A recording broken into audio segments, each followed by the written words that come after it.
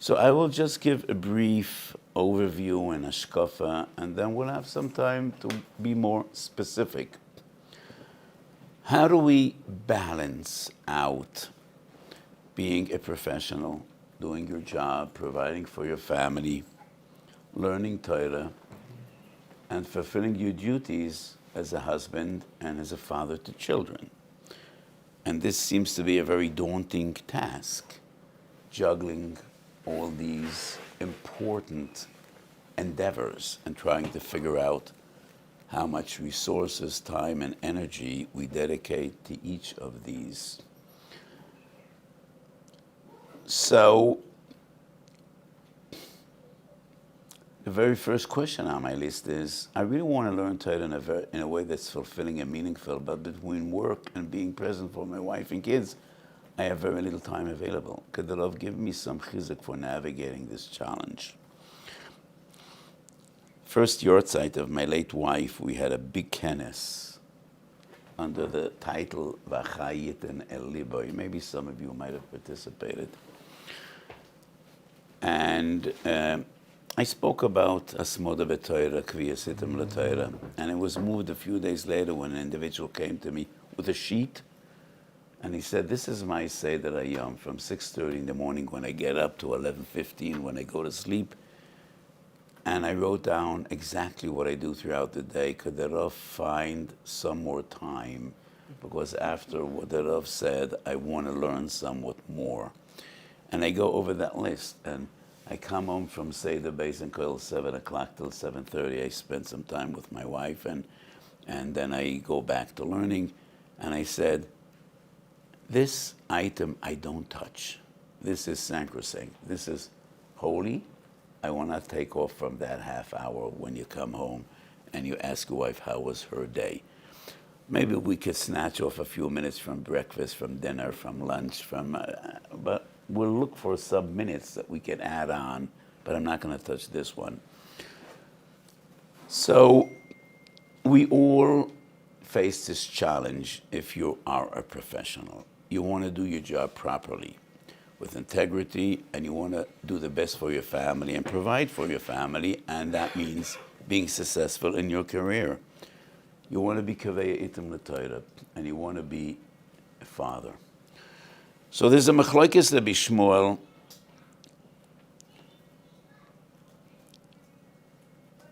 and Rabbi Shimon bar Yochai in Brochas Lamed Hey.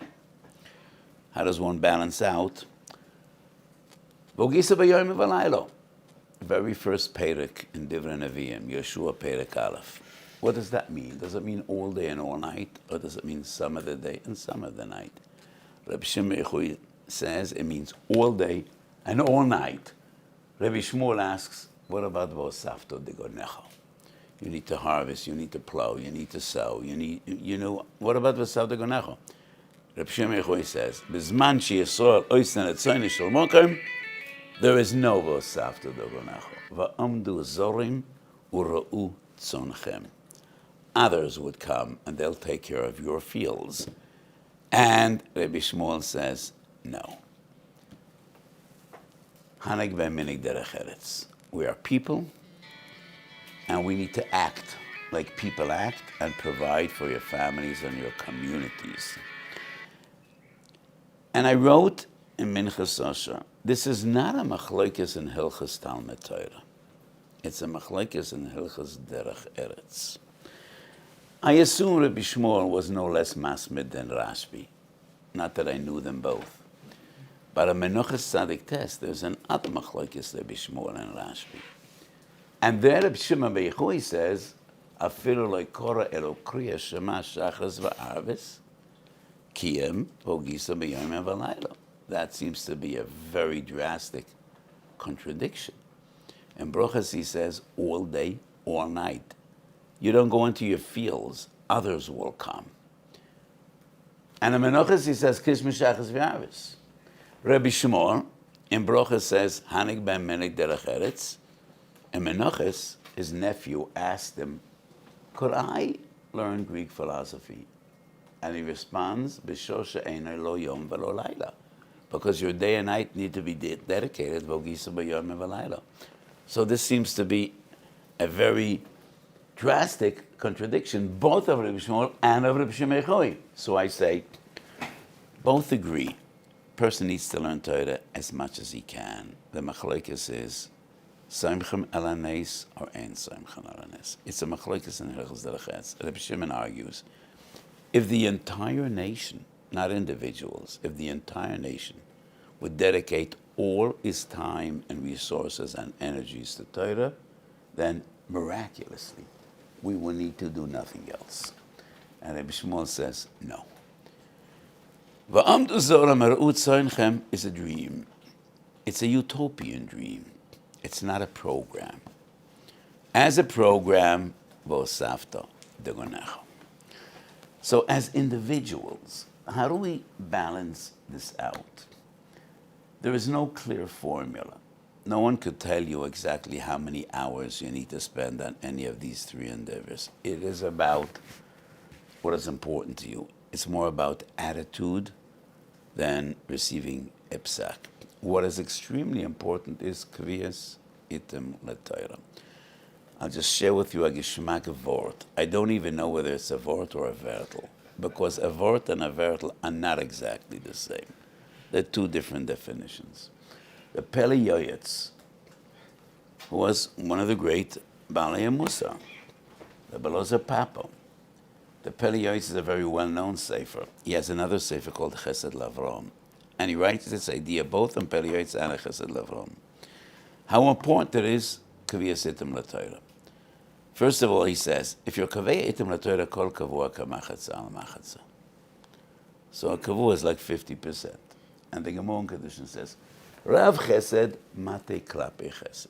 If a person has 50% schuyas, 50% chayvis, Kodesh Baruch Hu just gives him a pushover, the tipping point, and that is Chas de Shemaim. So if you kaveh etim l'Torah, it's machzah al machzah. If it's machzah al machzah, you have roiv, rubai kikuloi. So if you kaveh etim l'Torah, it is as you learn all day. It is a combination of three mamorah chazal. Is that a vort, a vertel? It definitely is not pshat. But it's about attitude. So what is extremely important is kviyas item l'Torah, preferably with chavrusa or participating in a shiur. If you learn on your own, it just wouldn't work out. You'll always have very important things to do, especially balancing out family and parnasa. So what is extremely important is kviyas item l'Torah, either participating in a shiur barabim or chavrusa.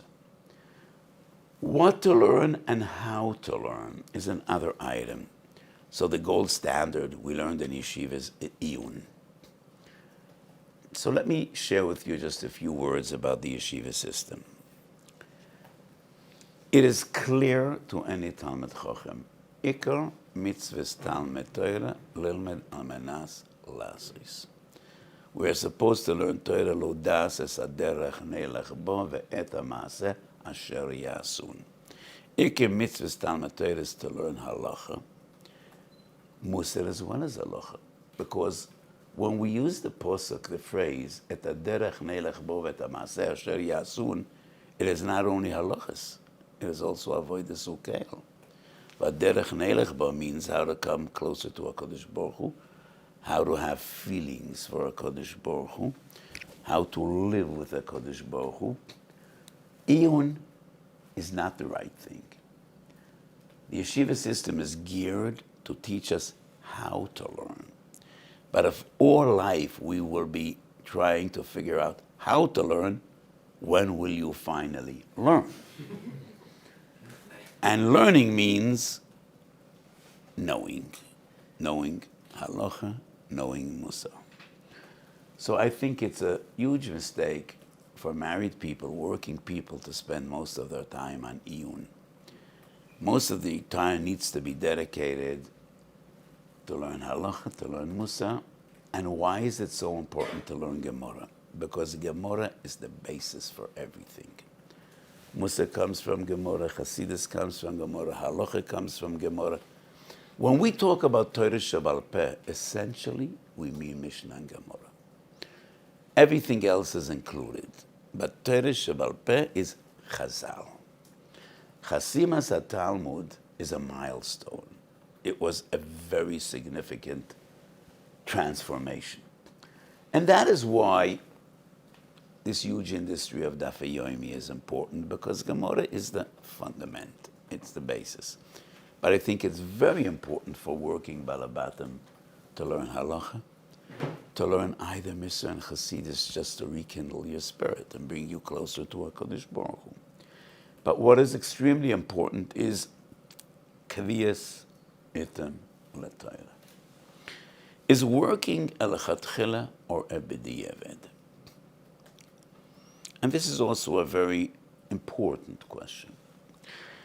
My mother passed away 2 years ago. She was 93. She was an amazing woman in many ways, extremely intelligent, great mechaneches. She also has a very keen sense of humor, and she used to say, I know why you guys write the ksuba in Aramaic, because you don't want us to know what's in there. But we do happen to know what's in there, and you promised, Anu Eflach ve'ezen v'afanes, and you don't live up to your creed. You have no intention of fulfilling what you promised. She said that with a touch of humor, but working was never considered a b'diavad. It was what everyone did. For 2,000 years, it was what everyone did. There is one siman in Shulchan Aruch which actually should be taken out of the Shulchan Aruch, and that is siman Kuf Nun Zayin. After Ashkom Sodom B'Boiker and Birchas Shachar and Kriya Shema and Tefillah, and then there's a siman you learn after davening, and then there's a siman you go to work. Who goes to work? Who goes to work after breakfast? Nobody in this country goes to work. So why is that in the Shulchan Aruch? Should be taken out in our days. Working was never considered a b'diavad. If you didn't work, you died. If you didn't work, you starved. Everybody went to work. So there was a huge controversy in the days of the Rambam. The Rambam writes, it is a prohibition to make money from Torah. And nowhere in the Mishnah Torah does the Rambam use such harsh language as in that halacha, in Hilchos Talmud Torah, and Barichas Gedoylo, Mesechet Avos. So there's a Minchas Oshan Avos. There might be some on the table. That is the most recent sefer, and there's a very interesting discussion about the Rambam.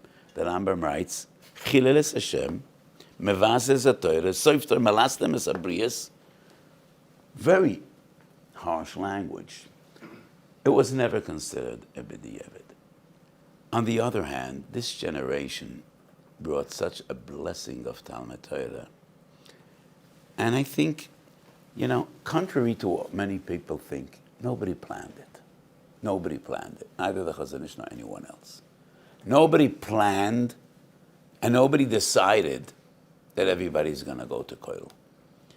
The one that bears responsibility for this phenomena is David Ben-Gurion.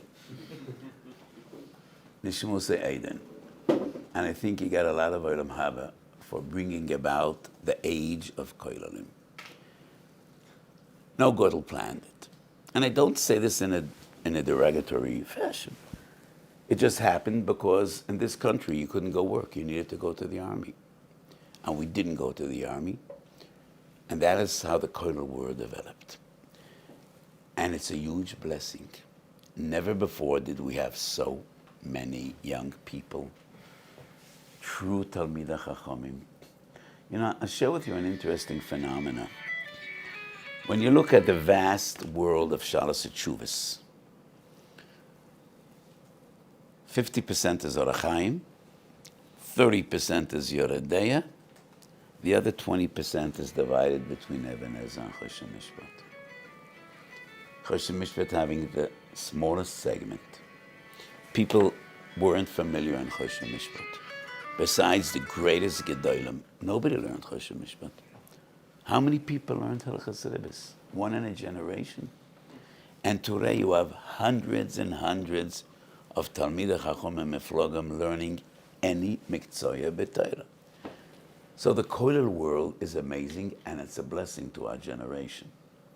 But we need to find the right balance. Working is not a b'di'evet. Learning in kollel is amazing. It's a great schus. Ashley. But those that work and provide for their families do not in any way need to feel inferior. You're doing what your forefathers did in every generation since Matan Torah. How do we infuse Avodas Hashem into your workplace? How could we bring about a feeling in which a person doesn't feel 8 hours of my day is spent on nothing, and an hour and a half in the evening is dedicated to HaKadosh Baruch Hu? So the Rambam Minchas Dayis speaks about one little posuk. B'chol drachechu de'eyu v'hu yiyasher orchesecha. The Rambam doesn't quote the Gemara, but the Gemara at the end of Bracha says, Eizo mikro koton, a posuk koton, shekol gufei Torah tluyim bo. B'chol drachechu de'eyu v'hu yiyasher orchesecha. And maybe al pi Chassidus I would stress gufei Torah, not nishmas Torah, but gufei Torah. And the Rambam says, what's the interpretation of B'chol drachechu de'eyu v'hu yiyasher orchesecha? Shiur kol masecho l'shem shamayim. Once again, a Mishnah in Weiss. And the Rambam's interpretation, kol masecho means maseh rishut. Doesn't mean davening and learning. Doesn't mean tzitzis and tefillin. It means whatever you do should be l'shem shamayim. When a person eats and drinks, fundamentally, you need to feel. It doesn't need to be your conscious thought, but you need to feel, I want to be healthy. So I have a balanced diet? I don't. And I'm ashamed to say, I don't. But I should. I want to be healthy because I want to serve HaKadosh Baruch Hu. I want to have a long life, a healthy life, and I want to dedicate my life. So when you work, that same fundamental feeling. I want to be honest in my job. I want to make money. I want to provide for my family, which is a mitzvah. I want to provide for my community, which is a mitzvah. And sometimes, if you're blessed, your work could also be working in supporting Torah. Because the Torah world is so big today, many people are in marketing, in finance, in administration, directly associated with Avodas Hashem. But even if you're not, your job has nothing to do with Avodas Hashem. It depends on your attitude. It depends on your feeling. And if you feel every moment, the reason I am in this job is because, yes, I want to make money, and that's legitimate. But why do I need money? You know, I want to be machanach my children on a Talmud Torah. I want to support Almonas V'Yasayim.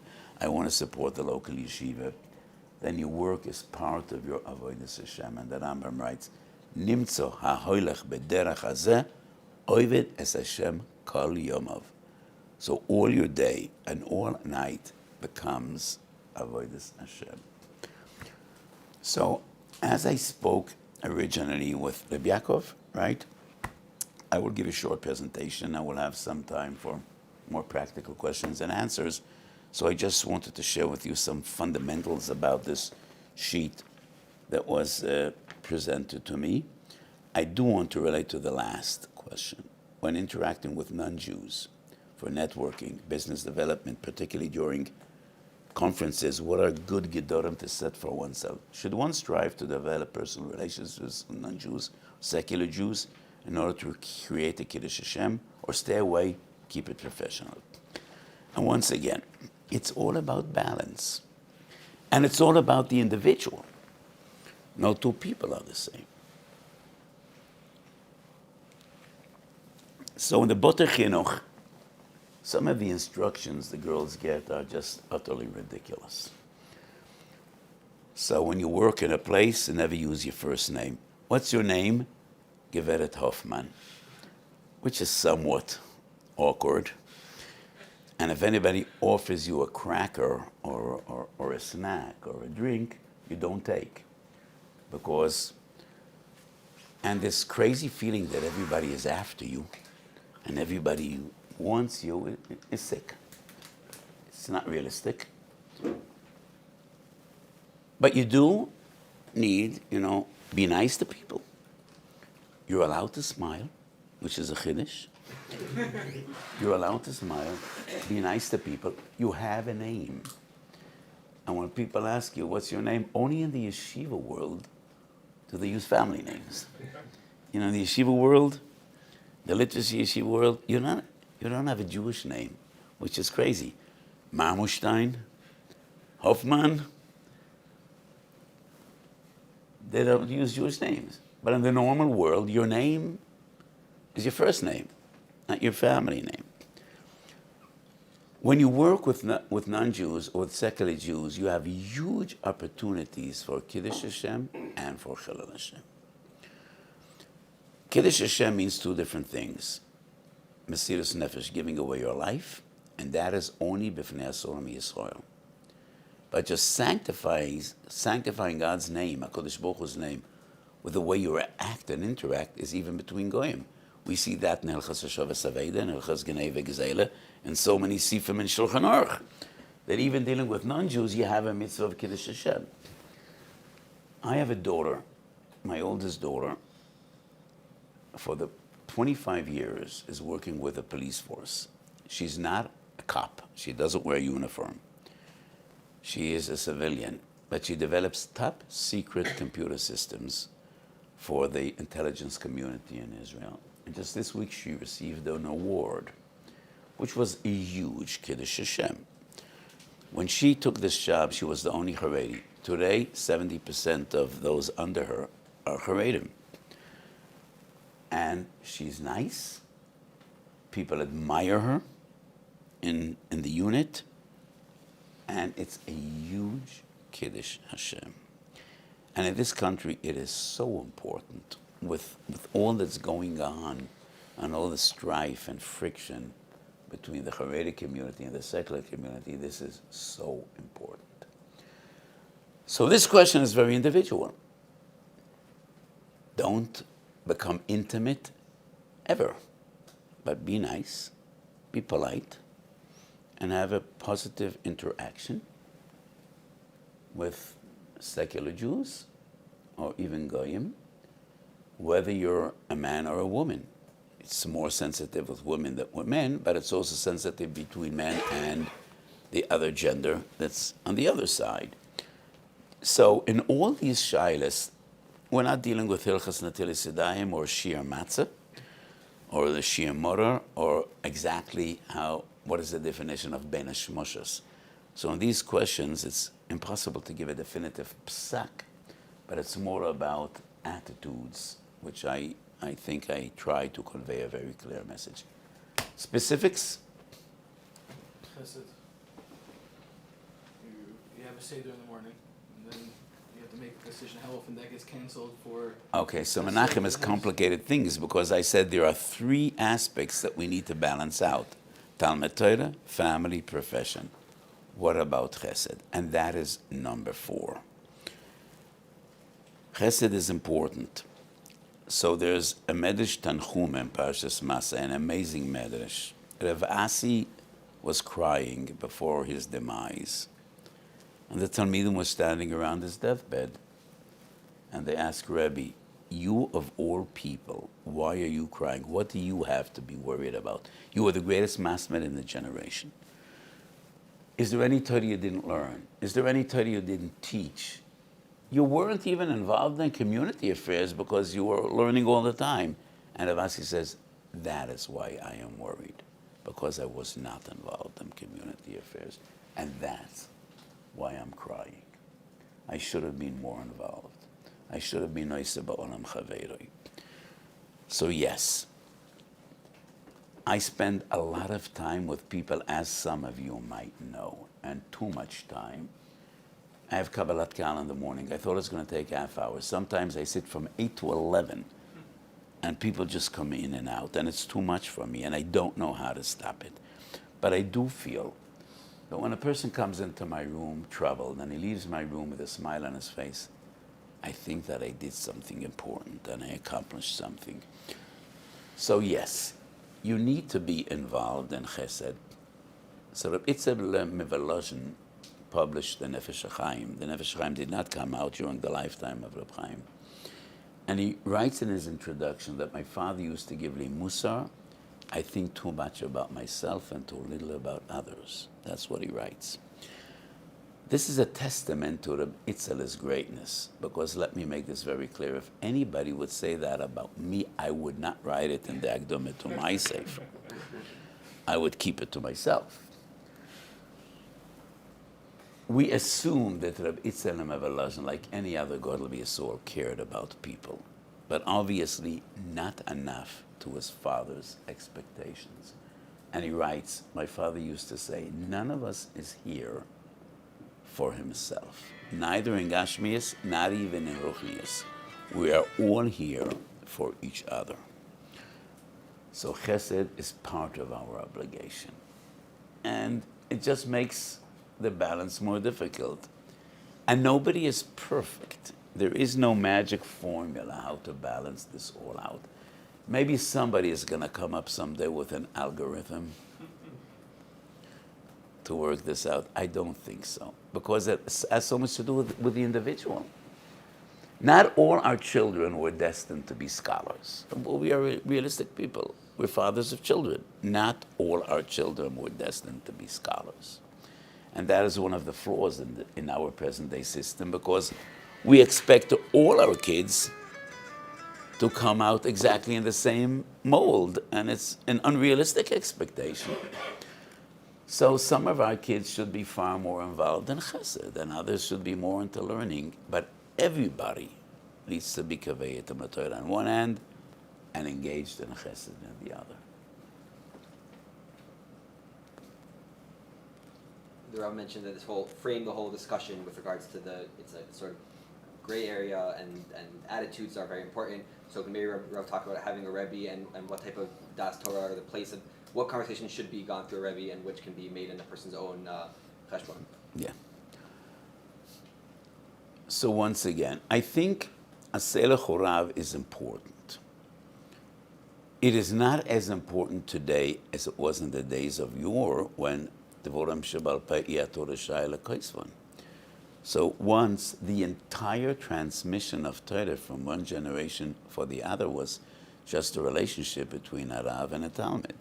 Today, most of our learning is Sforim, and when you ask a person who's your Rebbe, he could just point, these are my Rebbeim, but it still is important.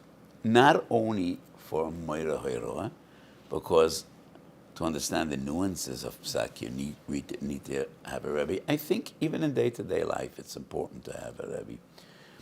But I think the concept of Das Torah has been taken to an extreme, and people just feel more comfortable if they don't need to make decisions. But you do need to make decisions in life, and many decisions could be made only by you and your family. And the two words maybe I use more than any others when people come to me would be, I don't know. Because so many decisions in life are so personal. It depends on you and your wife and your children. But we do believe, and we are to believe, that a person that spent all his life learning Torah does achieve a certain level of wisdom and insight. And if he's basically intelligent. So I think it's important to have a Rebbe, a Torah mentor, but it is also important to choose. And nobody can impose on you who is your Gadol. And your Gadol doesn't necessarily need to be the one that has a newspaper behind him or a political party behind him. But it is important to have a personal relationship with a great Talmid Chacham. He's not going to make all the decisions for you. And if he claims to make all the decisions for you, look for another Rebbe. He's not supposed to make all the decisions for you. The Rambam has such a powerful line in one of his letters. לעולם אל ישלח אדם דעתוי אחוריו, כי העיניים הם לפנים ולא מאחור. What a powerful line. He writes, never neglect your mind, because your eyes are on the front of your face, not on the back of your head. If we would have eyes just to see where we have been taken, then our eyes should have been in the back of our heads to see where we have been taken. If your eyes are on the front of your face, your eyes were given to you to choose where to go. I think it is important to have a personal relationship with a Rebbe. Choose your Rebbeim carefully, just like you choose your business partners carefully, and understand your Rebbe is here for Torah, for Musar, for an additional level of understanding. He's not supposed to make your personal decisions, when to take a vacation with your family, where to go, where to invest. Never ask a Talmud Chacham where to invest. If you would know my track record, you wouldn't come close to my room. I could say like Ibn Ezra. Ibn Ezra wrote, if I would sell Techrichim, people would live forever. That's the line that the Ibn Ezra wrote. And if I would sell candles, the sun would never go down. That's the Ibn Ezra. I could almost say the same. Your Rebbe is not here to decide for you where to invest. But if you do have a certain doubt, you could discuss with him and see whether he responds sensibly. And if his response is not sensible, don't listen to his advice. It's not like asking a Shaila in Hilchos Shabbos or in Hilchos Yichud or in any other area of Torah. Question? One more? Because I have these choshev. Yeah. I remember when I was in yeshiva a bunch of years ago, often feeling a sense of anxiety before trying to approach a Rebbe. Sometimes it preventing me from actually, whether it be, oh, he's busy, or I don't really have such a big problem. I wish people would feel more anxiety before they approach me. They don't seem to. I think that's wrong. And if you feel anxiety approaching your Rebbe's not doing his job properly. I think Rebbe should be available and accessible, and they should be there for their Talmidim. Still a human being. What? Still a human being. He's allowed to have his own time also.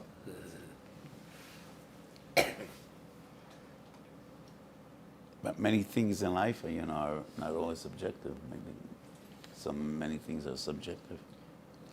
Do you want to talk a little about Shabbos and the place that should play when our busy weeks when we get to Shabbos so tired, but it's also... So Shabbos is a Yom Menucha u'Kedusha. And on one hand, Shabbos is a Yom Menucha.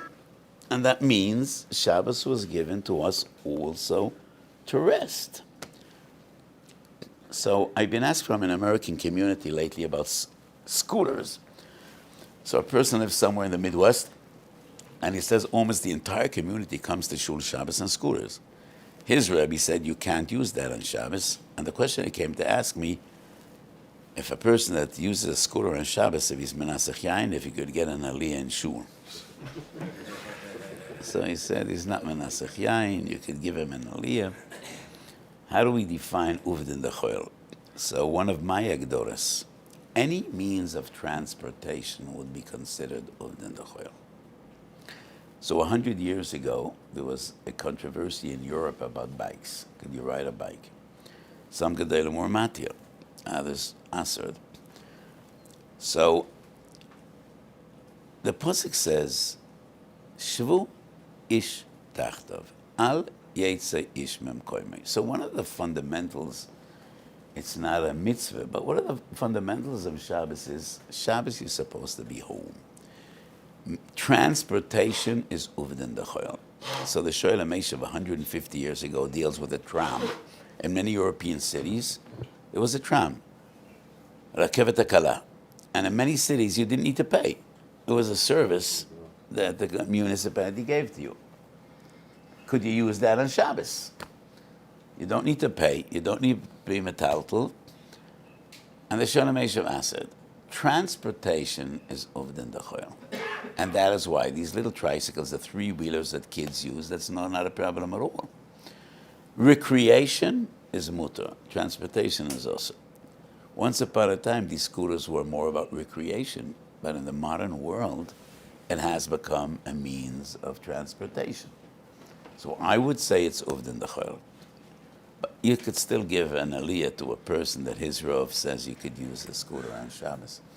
So Shabbos on one hand is a yom menucha, and it's legitimate to rest on Shabbos. It is fundamentally, but Shabbos is also a yom of kedusha. And it is so important to infuse your Shabbos with kedusha and spirituality. And in the middle of the week, you don't get to see your kids enough. Your kids are in school. By the time they come home, they're tired. By the time you come home, you're tired. Shabbos is a wonderful opportunity of learning with your children, spending more time with your children. So once again, everything we discussed today is all about balance, balancing out menucha and kedusha. It's all about balance. Thank you, Rabbi, so much for taking the time to speak to us today. Okay. Any purchase of Sforim, a dedication is included in the price. Kolter, it was a pleasure to see you all, and you should all have a beautiful Shabbos.